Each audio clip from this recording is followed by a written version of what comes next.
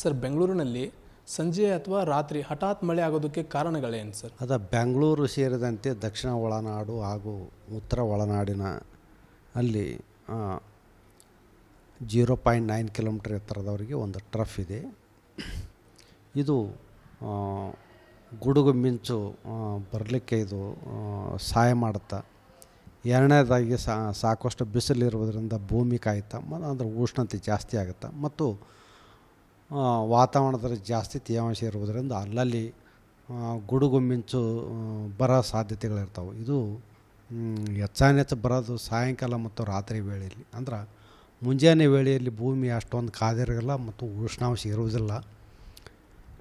ಈ ಒಂದು thunder storm ಏನಿದೆಯಲ್ಲ, ಇದು ಒಂದು ಮೆಸೋಸ್ಕೇಲ್ ಸಿಸ್ಟಮ್ ಅಂತ ಕರಿತೀವಿ ನಾವು. ಇದು 10 ರಿಂದ 20 ಕಿಲೋಮೀಟರ್ ಉದ್ದಳತೆಯಲ್ಲಿ ಮಾತ್ರ ಇರ್ತೈತಿ. ಇದು ಸಾಮಾನ್ಯವಾಗಿ ಏಪ್ರಿಲ್ ಮೇ ತಿಂಗಳಲ್ಲಿ ಸಾಮಾನ್ಯವಾಗಿ ಕಂಡು ಬರ್ತೈತಿ. ಉಳಿದ ಎಲ್ಲ ತಿಂಗಳಲ್ಲಿ ಈ ಒಂದು ಥಂಡರ್ ಸ್ಟಾರ್ಮ್ ಏನು ಅಂತೀವಲ್ಲ, ಇದು ಒಂದು ಮೆಸೋಸ್ಕೇಲ್ ಸಿಸ್ಟಮ್ 10 ರಿಂದ 20 ಕಿಲೋಮೀಟ್ರು ಉದ್ದಳತೆಯಲ್ಲಿ ಬೆಳೀತಿರ್ತೈತಿ.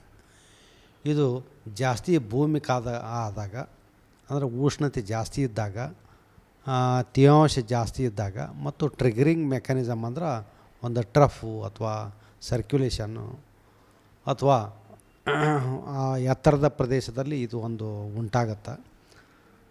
ಅದರ ಸಲಗನ ಇದು ಸಾಯಂಕಾಲ ಮತ್ತು ರಾತ್ರಿ ವೇಳೆಯಲ್ಲಿ ಇವು ಗುಡುಗು ಮಿಂಚು ಸಮೇತವಾಗಿ ಮಳೆಯಾಗುತ್ತೆ. ಇದು ಮುಂಜಾನೆ ಸಾಮಾನ್ಯವಾಗಿ ಆಗೋದಿಲ್ಲ. ಕೆಲವೊಂದು ರೇರ್ ಕೇಸ್ನಾಗ ಕೆಲವೊಮ್ಮೆ ಮಾತ್ರ ಆಗ್ಬೋದು. ಆದರೆ ಹೆಚ್ಚು ಮಳೆ ಬರೋದು ಸಾಯಂಕಾಲ 6 ರಿಂದ 7. ಆದರೆ ಮನ್ಸೂನ್ ಟೈಮ್ದಲ್ಲಿ ಯಾವಾಗಾದರೂ ಮಳೆ ಬರ್ಬೋದು. ಯಾಕಂದ್ರೆ ಅದು ಒಂದು ಲಾರ್ಜ್ ಸ್ಕೇಲ್ ಸಿಸ್ಟಮು. ಸೈಕ್ಲೋನ್ ಇದ್ದಾಗ ಯಾವುದೇ ಟೈಮ್ದಲ್ಲಿ ಮಳೆ ಬರ್ಬೋದು. ಮನ್ಸೂನ್ನಲ್ಲಿ ಮಳೆ ಯಾವುದೇ ಟೈಮ್ದಲ್ಲಿ ಬರ್ಬೋದು. ಆದರೆ ಇವು ಥಂಡರ್ ಸ್ಟಾರ್ಮ್ ಮಾತ್ರ ಸಾಮಾನ್ಯವಾಗಿ ಸಾಯಂಕಾಲ ಮತ್ತು ರಾತ್ರಿಯಲ್ಲಿ ಉಂಟಾಗಲಿಕ್ಕೆ ಇವೇ ಮುಖ್ಯ ಕಾರಣಗಳು. ಸರ್, ಮೇ ತಿಂಗಳ ಆರಂಭದಲ್ಲಿ ನಗರದ ಉಷ್ಣಾಂಶ ಏರಿಕೆಯಾಗಿತ್ತು ಸರ್. ಆದರೆ ಈಗಿನ ಮಳೆಯಿಂದಾಗಿ ತಾಪಮಾನದಲ್ಲಿ ಎಷ್ಟು ಡಿಗ್ರಿ ಇಳಿಕೆಯಾಗಿದೆ ಮತ್ತು ತಂಪು ವಾತಾವರಣ ಇನ್ನೂ ಎಷ್ಟು ದಿನಗಳ ಕಾಲ ಮುಂದುವರಿಯಲಿದೆ ಸರ್? ಈಗ ಬೆಂಗಳೂರಿನಲ್ಲಿ ಉಷ್ಣಾಂಶ ಸುಮಾರು 34 ಡಿಗ್ರಿ ಸೆಲ್ಸಿಯಸ್ ಇದೆ. ಈ ಮಳೆ ಆಕಿನ ಪೂರ್ವದಲ್ಲಿ ಇಲ್ಲಿ ಉಷ್ಣಾಂಶ 38 ಡಿಗ್ರಿ ಸೆಲ್ಸಿಯಸ್ ತನಕ ಹೋಗಿತ್ತು. ಮಳೆ ಆದ ತಕ್ಷಣ ಅಂದರೆ ಎಲ್ಲ ಕಡೆನೂ ಕರ್ನಾಟಕ ದಕ್ಷಿಣ ಒಳನಾಡು, ಉತ್ತರ ಒಳನಾಡು, ಕರಾವಳಿ ಜಿಲ್ಲೆಗಳಲ್ಲಿ ಅಲ್ಲಲ್ಲಿ ಮಳೆಯಾಗಿ ತಂಪಾಯಿತು ಮತ್ತು ಭೂಮಿಯು ತಂಪಾಗಿರೋದರಿಂದ ಉಷ್ಣಾಂಶ ದಿಢೀರನೆ ಪೂರಾ ಕಡಿಮೆ ಆಗಿದೆ. ಮತ್ತು ಒಂದು 4 ದಿವಸ ಆದ ನಂತರ ಮತ್ತು ಉಷ್ಣಾಂಶ ತಾತ್ಕಾಲಿಕವಾಗಿ ಏರಿಕೆಯಾಗುವ ಸಾಧ್ಯತೆಗಳದಾವು. ಮುಂದಿನ ಒಂದು 4 ದಿನಗಳವರೆಗೆ ಅಷ್ಟೊಂದು ಉಷ್ಣಾಂಶದಲ್ಲಿ ಏರಿಕೆಯಾಗುವ ಅಷ್ಟೊಂದು ಬದಲಾವಣೆಗಳಿಲ್ಲ. ಆದರೆ 4 ದಿವಸ ಆದ ನಂತರ ಇನ್ನೂ ಉಷ್ಣತೆ ಏರಿಕೆಯಾಗುವ ಸಾಧ್ಯತೆಗಳದ. ಸರ್, ಈಗ ಕೇರಳಕ್ಕೆ ಮುಂಗಾರು ಪ್ರವೇಶಿಸಿದ ನಂತರ ಬೆಂಗಳೂರಿಗೆ ಅದು ತಲುಪುವ ಎಷ್ಟು ದಿನಗಳು ಬೇಕಾಗ್ಬೋದು ಸರ್? ಮತ್ತು ಜೂನ್ ಮೊದಲ ವಾರದಲ್ಲಿ ನಗರದ ಮಳೆಯ ಮುನ್ಸೂಚನೆ ಹೇಗಿದೆ ಸರ್? ಕೇರಳದಲ್ಲಿ ಸಾಮಾನ್ಯವಾಗಿ ಜೂನ್ 1ರಂದು ಮನ್ಸೂನ್ ಬರ್ತೈತಿ. ಆದರೆ ಕರ್ನಾಟಕದಲ್ಲಿ ಒಂದು 5 ದಿವಸ ತಡವಾಗಿ ಬರ್ತೈತಿ. ಕರ್ನಾಟಕದ ದಕ್ಷಿಣ ಒಳನಾಡಿನ ಜಿಲ್ಲೆಗಳಲ್ಲಿ ಒಂದು ಜೂನ್ 5ನೇ ತಾರೀಕು ಬರ್ಬೋದು. ಇದು ಒಂದು ಸರಾಸರಿ ಲೆಕ್ಕ. ಮತ್ತು ಸಾಮಾನ್ಯವಾಗಿ ಜೂನು ಮೊದಲನೇ ವಾರದಲ್ಲಿ 7-8ನೇ ತಾರೀಕು ಸುಮಾರು ಉತ್ತರ ಕರ್ನಾಟಕವನ್ನು ಪ್ರವೇಶ ಮಾಡುತ್ತದೆ. ಸರ್, ಬೆಂಗಳೂರಿನಲ್ಲಿ ಹೆಚ್ಚುತ್ತಿರುವ ಕಾಂಕ್ರೀಟ್ ಕಟ್ಟಡಗಳು ಮತ್ತು ವಾಹನಗಳ ದಟ್ಟಣೆ ಮುಂಗಾರು ಮಳೆ ಮಾರುತಗಳ ಮೇಲೆ ಅಥವಾ ಮಳೆ ದಿಕ್ಕಿನ ಮೇಲೆ ಏನಾದರೂ ಒಂದು ಪರಿಣಾಮ ಬೀರಬಹುದಾ ಸರ್? ಇದು ಮನ್ಸೂನ್ ಅನ್ನೋದು ಒಂದು ಲಾರ್ಜ್ ಸ್ಕೇಲ್ ಸಿಸ್ಟಮು. ಈ ಒಂದು 80 ರಿಂದ 90 ಕಿಲೋಮೀಟ್ರಿಗೆ ಏನು ಅಷ್ಟೊಂದು ಏನು ವ್ಯತ್ಯಾಸ ಆಗಲ್ಲ. ಸ್ವಲ್ಪ ಮಟ್ಟಿಗೆ ಅಫೆಕ್ಟ್ ಆಗ್ಬೋದು. ಇದು ಸ್ವಲ್ಪ ಟೆಂಪ್ರೇಚರ್ ಹೆಚ್ಚಿಗೆ ಮಾಡುತ್ತಾ.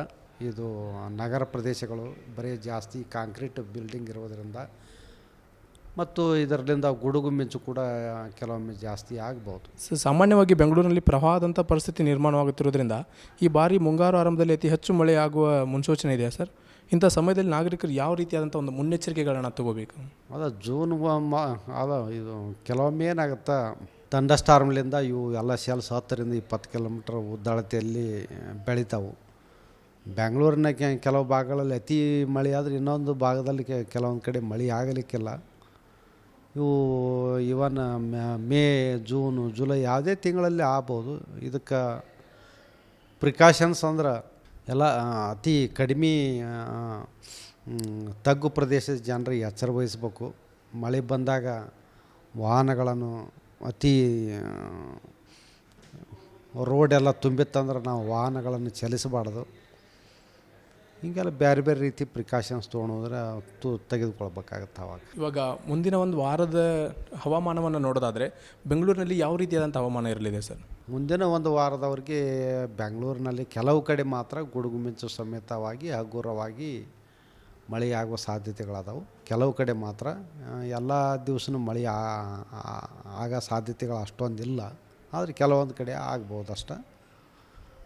ಮುಂದಿನ ಒಂದು ವಾರದವರೆಗೆ ಸುಮಾರು ಉಷ್ಣಾಂಶ 34ರಿಂದ 36 ಡಿಗ್ರಿ ಸೆಲ್ಸಿಯಸ್ ಹೋಗುವ ಸಾಧ್ಯತೆಗಳದಾವೆ ಬೆಂಗಳೂರಿನಲ್ಲಿ. ಕನಿಷ್ಠ ಉಷ್ಣಾಂಶ ಸುಮಾರು 22ರಿಂದ 23 ಡಿಗ್ರಿ ಸೆಲ್ಸಿಯಸ್ ಹೋಗುವ ಸಾಧ್ಯತೆಗಳದಾವೆ.